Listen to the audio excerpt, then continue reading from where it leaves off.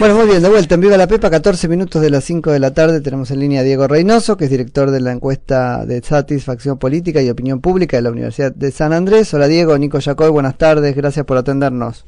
¿Cómo te va, Nicolás? ¿Qué decís? Buenas tardes. Bien, muy bien, muy bien. Acá queriendo escuchar un poco los resultados de su último trabajo, que se conoció hace poco, ¿no? Sí, así es. Por suerte, la encuesta de satisfacción política y de opinión pública es POP. Acá le decimos nosotros. Eso mismo. Es nuestro sello.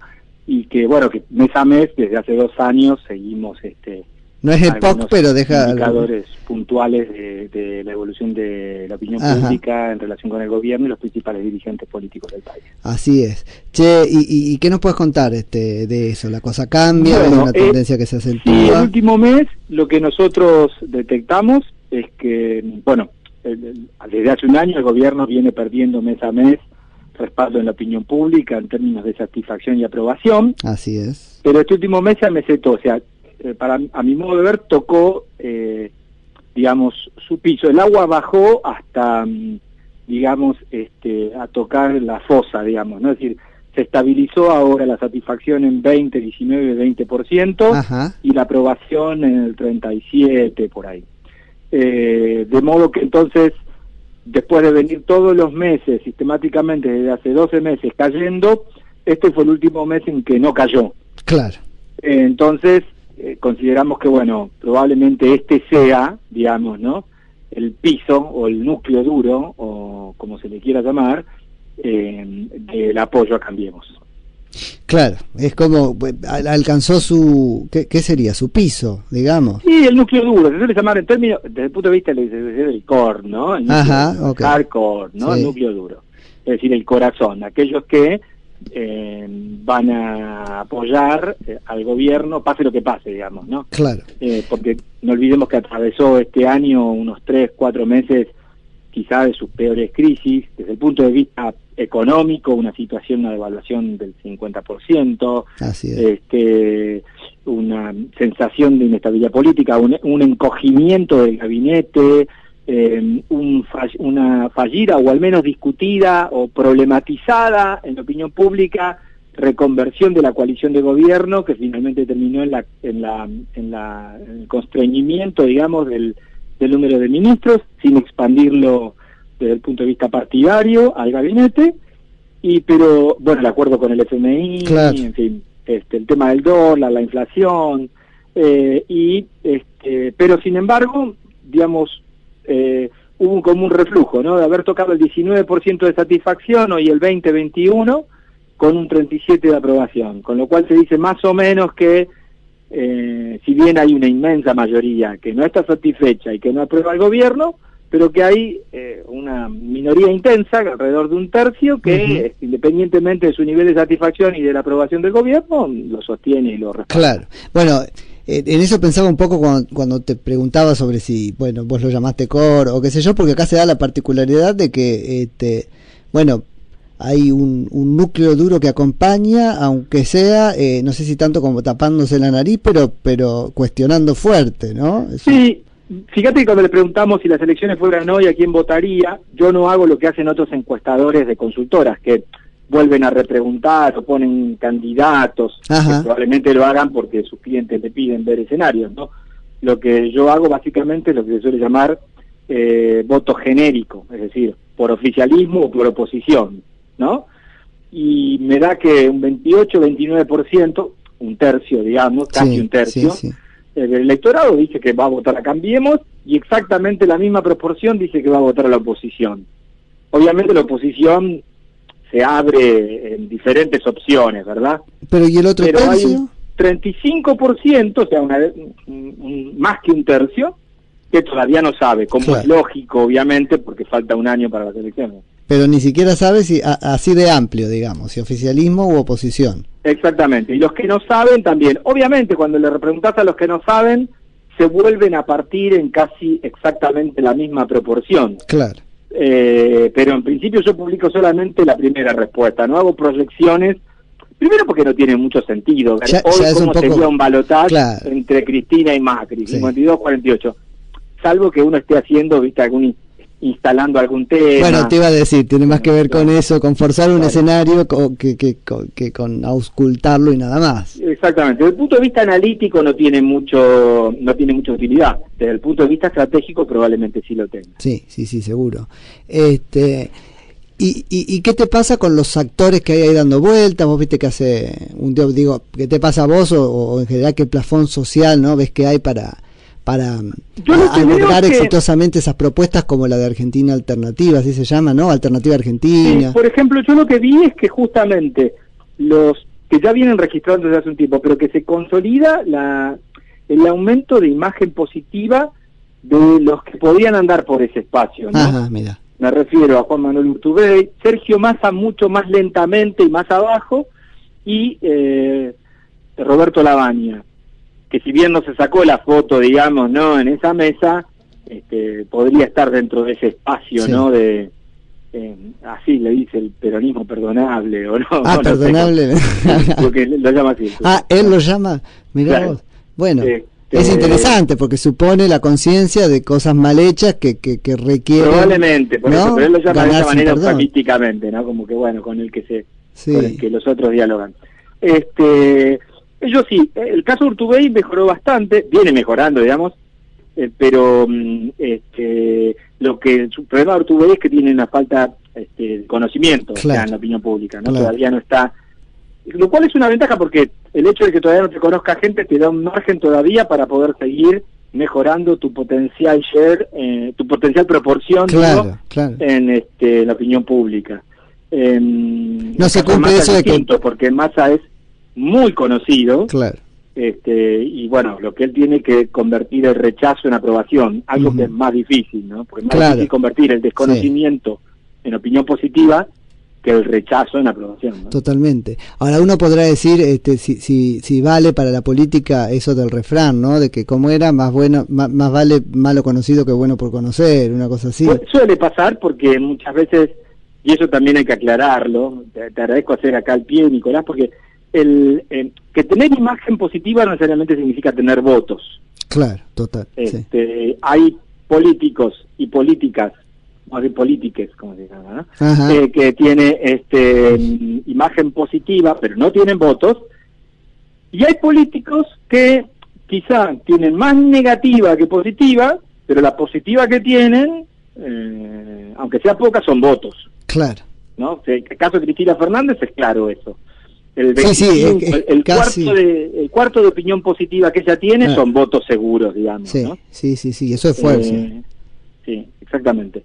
Algo que no, qué sé yo, el caso para mí siempre más contrastante es Margarita Stolbizer, que siempre tiene una imagen positiva muy alta, pero no, de ninguna manera son sus sí, votos. O Lilita en algún momento, ¿no? Cuando se le ha reconocido, mirá que bien, sus denuncias, qué sé yo, pero se la arrincona a la testimonialidad. En un momento pasaba eso, ¿viste? Sí, con Elisa Carrió pasa que ella es como una política de elecciones de medio término. Claro. En elecciones de medio término tiene un empuje, cuando vienen las elecciones de ejecutivo, sobre todo cuando intenta apuestas personales, se contraen. Que es un poco por lo mismo, y qué interesante traer a las dos juntas, porque el último gran esfuerzo de Stolbizer, incluso discursivo, digamos, para sacarse ese sallo de que lo ejecutivo no va con ella, fue un contrapunto fuerte con Carrió, ¿no?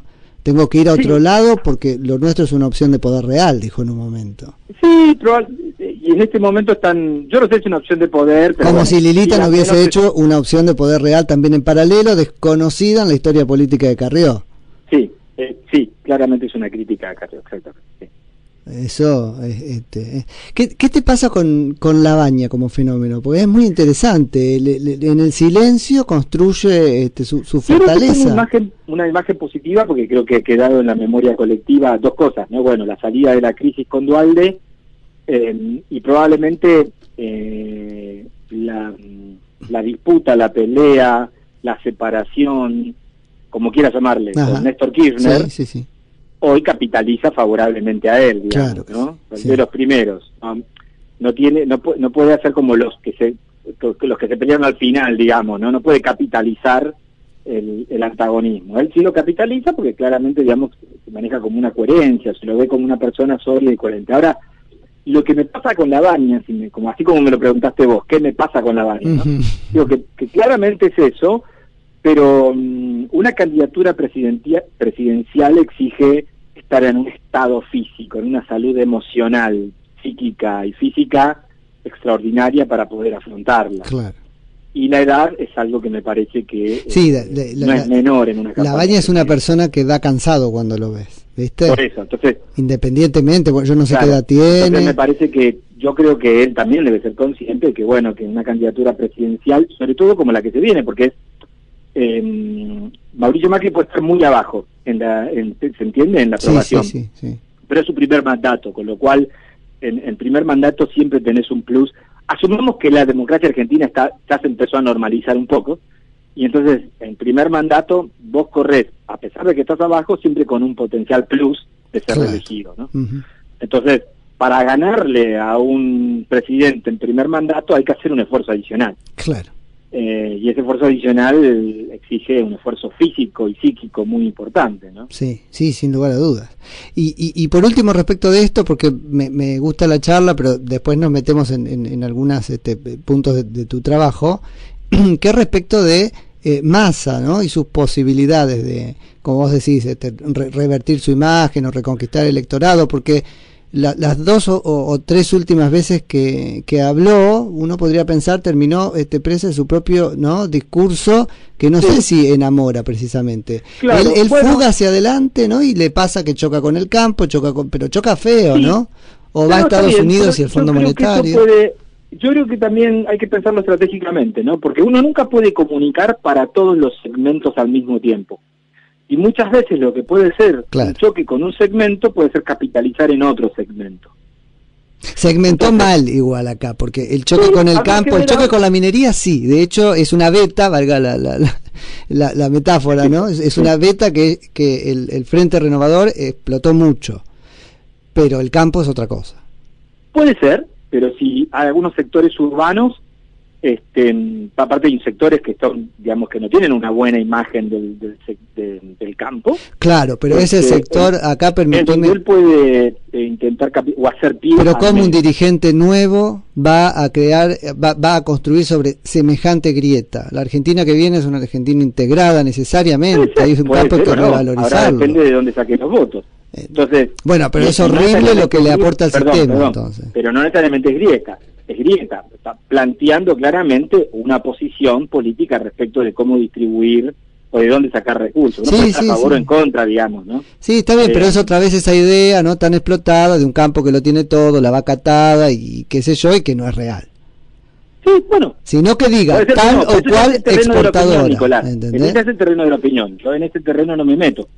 Sí me voy a meter en el terreno del análisis estratégico. Claro, por eso, bueno, pero... Claro, entonces lo que digo es, vos podés ahí hacer alguna confrontación, ni siquiera una confrontación, hacer una declaración que parece ser que está dirigida al sector del campo. En realidad ahí, digamos, ellos son los que reaccionan, pero me parece que... Es que no estaba dirigida al campo. Eso no está dirigido hacia el campo, está dirigido hacia otros sectores donde podés llegar a, en cierta medida, mejorar, capitalizar, o empezar a hacer pie en algunos otros sectores que quizá, no lo sea esto, sea donde vos crees que podés aumentar algún tipo de apoyo electoral, ¿no? Sí, bueno, empiezan a verse ahí cosmovisiones en pugna, que está interesante, vamos a ver qué hace la ciudadanía. Vamos a ver si sube. Hay un dato al respecto de Massa. Sergio Massa en enero del 2016 era el dirigente político con mejor imagen en Argentina. Más que la del presidente, bueno, no más que la del presidente, pero sí más que la de María Eugenia Vidal. En imagen, ¿no? La aprobación del gobierno era muy alta, pero la imagen de él todavía no se los conocía, entonces él estaba muy bien. Desde entonces empezó a caer lentamente, y hoy se ubica por debajo del 30%. Ahora en los últimos meses recuperó un poco, pero sí claramente en estos años lo que aumentó muchísimo fue la imagen negativa.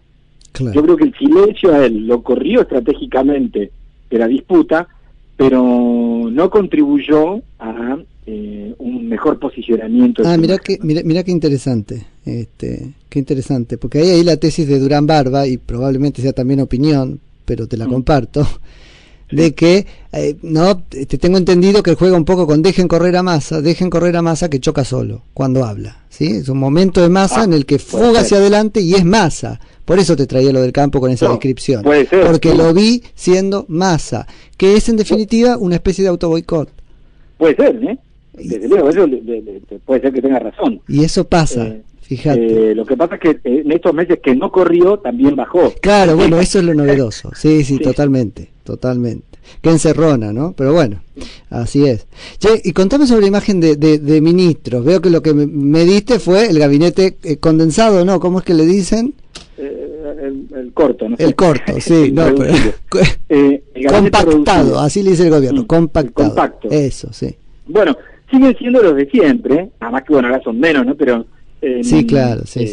El ministro del Interior y la ministra de Desarrollo Social son los dos mejores posicionados, los que tienen, digamos, alto nivel, son conocidos y a pesar de ser conocidos, la gente tiene en proporción más imagen positiva que negativa de ellos, que son Rogelio Frigerio y Carolina Stanley. Mira, sí. Alguien que, digamos, es muy conocida, pero bueno, no tienen... Estaba pareja, digamos, en términos de opiniones negativas y positivas, o sea, muy polarizante, es Patricia Bullrich, la ministra de Seguridad, y después, bueno, tenés la zona de los que tienen imagen negativa, que son, bueno, el jefe de gabinete, el ministro de Economía, y ahora no recuerdo qué otro ministro más. Antes de esa zona, bueno, el ministro de Defensa, ¿no? Sí. Antes en ese conjunto estaban el ex presidente del Banco Central, el ex ministro de Trabajo, en fin, el ex ministro de Medio Ambiente. Pero bueno, hoy esta vez no los medimos, además para achicar un poco el cuestionario, porque ya no eran más ministros, ¿no? Así que el gabinete compactado tiene mejor imagen entonces que el anterior, pero porque se desprendió de varios de los que tenían mala. Sí, bueno, sí, no es que mejor imagen tiene, que hay dos nada más con imagen positiva, que son ministro del Interior y Carolina y la ministra de Desarrollo Social. En el agregado no hacen todos los demás tienen imagen negativa o no son muy conocidos, digamos, ¿no? Habrá que ver qué pasa con Garabano, ¿no? Después de lo de Carrió, esta afirmación de Carrió, digamos, en la mesa de Mirta Legrand, está muerto, ¿no? Como diciendo... Lo que puede pasar es que aumente el conocimiento de él. Él no era un ministro conocido, pero nosotros lo teníamos siempre, digamos, menos del 60% de conocimiento. O sea, más de un 40% que no sabía quién era, o no lo identificaba por ahí. Si ven una foto sí, pero no lo identificaban. Pero su positiva y su negativa proyectada, es decir, tomando los que lo conocen y ahí sí, viendo cuál es la proporción de opiniones negativas y positivas, tenía un mes arriba, un mes abajo, un mes arriba, un mes abajo. Claro. Pero eso parte de que era muy poca la gente que opinaba. Habría que ver ahora cómo sale parado de esto, si el choque, la interna o digamos las palabras que virtió, las sospechas que virtió Elisa Carrió respecto de él, lo fortalecieron o lo debilitaron, ¿no? Esto lo vamos a ver el mes que viene. Totalmente, pero bueno, estaremos atentos a ver qué es lo que pasa ahí. Y contame sobre los principales problemas de la Argentina. Se viene diciendo que hay una variación, así que me interesa eso y dónde está la corrupción. Sigue siendo la seguridad, uno de los temas así que más preocupa. Lejos, ¿no es cierto? Y eso viene siendo como constante y muy alto. Pero los que vienen rotando son el tema, bueno, de la economía, inflación, bajo salario y desempleo, pero también corrupción fue lentamente escalando y eso ubicó ya como el segundo problema, ¿no? Con el 43, ¿no? Exactamente, con 43% de las personas dijeron que este era uno de los principales problemas. Mirá vos. Una preocupación instalada, podría decir uno, ¿no es cierto? Más que una preocupación visceral, como puede ser incluso la inflación, la inseguridad, esta es una preocupación instalada, tal vez. Educada, te puedo decir, educada. Ahora yo creo que paró un poco el tema, muy probablemente vuelva a caer quizá. En los últimos meses fue un tema permanente, el tema cuadernos, ¿no? Claro. Entonces... indagatorias, preventivas y demás, entonces bueno, como que se revolvió muchísimo la discusión sobre este tema y la consideración pública sobre el tema levantó. Claro, no, y hay varios soplando ese fueguito porque hay varias estrategias, sobre todo la del sector del gobierno, que tiene que ver con esto, ¿no? Casi el insumo sobre el que se construiría la dicotomía que propondría, ¿no? Es un claro tema de lo que se suele llamar agenda setting, claro. ¿no? Instalación de agenda. Ajá, totalmente. Por último, ¿qué pasó con Ricardo Alfonsín? Que vi que rodó muchísimo. Bueno, no, es un tema que aclaro yo desde hace como 5 meses. Alfonsín siempre tuvo esta misma imagen, siempre, ajá, mira. Pero derecha. Sucede que arriba siempre estaban María Eugenia Vidal, Mauricio Macri y Elisa Carrió. Sí. ¿Qué pasó? Es que desde hace, como ellos vienen bajando muchísimo su imagen, sí. Desde hace 2 meses que lo pasaron hacia abajo a Ricardo Alfonsín, y entonces quedó Ricardo Alfonsín amesetándose, pero primero. Claro. ¿Se entiende? Claro. Entonces, muchos me van a decir que disparó Alfonsín. No, pero si miran, siempre estuvo ahí. Claro, ese dato. Sí, Lo que sucede es que es como si, bueno, bajó el agua y ahí se ve que había una lomada, ¿no? Claro, pero me causó gracia porque eso, y ahí, bueno, hay todo otro sector que tomará todo en cuenta para decir, tenemos dirigentes importantes para tener más cargos, qué sé yo. No, por supuesto. Y es más, la vez pasada, pero viste lo que son las redes sociales, sí, ¿no? Total. Sí. Bueno, cosas que me parecían graciosas, pero cuestionando el resultado. Claro. Entonces, yo, bueno, a veces intento, a veces ya después ya no, pero... No, después uno aprende a que ya lo dijo y dejó de ser suyo, ¿viste? ¿Qué va a hacer? Entonces, bueno, a veces digo, no, pero fíjense que si seguís yo toda una explicación de cómo fue que apareció el dato, pero bueno, ya no era... ¿Por qué sí me interesa por qué fue incluido? A Ricardo Alfonsín, porque yo, a ver, te lo pongo así rápidamente desde el punto de vista, pero no podemos saturar la parrilla de nombres, no, por eso. La gente se cansa, bueno. Entonces, lo que trato de buscar es como nombres, candidatos representativos de diferentes sectores. De hecho, durante mucho tiempo tuve a 3 de la izquierda, pero pasó mucho tiempo y no levantaban. Entonces creo que quedó Miriam Bregman nada más. Claro. Como más conocida porque está más en los medios y demás. Pero después los otros siempre tenían Pitrola y demás, y bien... mucho, el 80% no los conocía o no los identificaba. Entonces, pero trataba de poner como 3 de sectores, ¿no? Ajá. Entonces, pero había un sector, cuando yo ponía, por ejemplo, a Cornejo o a Sanz, había un sector que no estaba expresando. Claro. Y que es ese radicalismo que está y no está, digamos, claro, ¿no? El más crítico sí, casi que te diría que está afuera, adentro, va zigzagueando. Exacto, es un sector importante. De hecho, en alguna de las opciones, cuando abrimos y preguntamos por quién votaría oposición, entonces ahí les doy la opción de radical, pero que no apoya al gobierno, claro. Ahí lo pongo. Bueno, pero Ricardo Alfonsín me parece que claramente es muy identificable en esa posición, yo diría como el líder de esa posición política. Tomo tu lección del principio de la charla sobre que esto no es identificable con intención de voto. No, por supuesto. Porque ese es otro error, ¿no? También hay que aclarar algo. Sí. Cuando uno pone Ricardo Alfonsín, muy probablemente muchos se lo confundan con el padre. Piensen inmediatamente en Raúl. Esa era mi pregunta sobre esto. Digo, claro. ¿Estamos seguros de que no se lo equivocan con el padre? Porque no, viste, uno tiene que tratar de no ser invasivo, digamos, ¿no? Uno solo piensa y toma la respuesta. Podría pasar. Es cierto que todo el mundo contribuye a asociarlo. Yo ayer veía a Ricardo Alfonsín en un programa de televisión en la noche. Ajá. Y mientras se le preguntaba atrás había fotos gigantes de Raúl Alfonsín todo el tiempo claro. pasando detrás de él, entonces es muy difícil no asociar su imagen a la del padre, ¿no? Sí, además los dos nombres del padre, el Raúl Ricardo, eran los dos, claro. Viste, muy sonados, con lo cual puede ser pero tranquilamente. De todas maneras creo que él expresa, me parece, que más allá de los votos, yo creo que sí, que efectivamente la gente puede tener una opinión de él muy positiva, pero que eso no implique necesariamente que lo convierta en candidato a presidente y nada por el estilo. No, por eso es muy divertido las especulaciones que surgen en la política y en los medios, sobre todo a partir de los datos, ¿viste? Sí, bueno, pero bueno. La vez pasada me decían, sí, yo no me está instalando a Alfonsín presidente, digo, no, porque no. Claro, no. En fin, no, porque había, viste, quienes decían incluso, bueno, y tiembla Vidal en la provincia, porque ahora los radicales van a decir, tenemos más votos que, bueno, están estirando un poco tu encuesta, ¿viste? Bueno, lo están haciendo decir cosas. Me contaron que anoche, en La Nación Más, le puedo nombrar, ¿no? Sí, claro. Bueno, Carlos Pañi, en su editorial, mencionó la encuesta diciendo... Y atenti, Ricardo Alfonsín tiene mejor imagen que María Eugenia Vidal, y me empezó a sonar el teléfono, claro, y Twitter, y fue yo no dije eso, lo dijo Pani, claro. Totalmente. Diego, muchísimas gracias por la charla. Bueno, Nicolás, un abrazo. Saludo grande. Era Diego Reynoso, que es director de la encuesta de satisfacción política y opinión pública de la Universidad de San Andrés.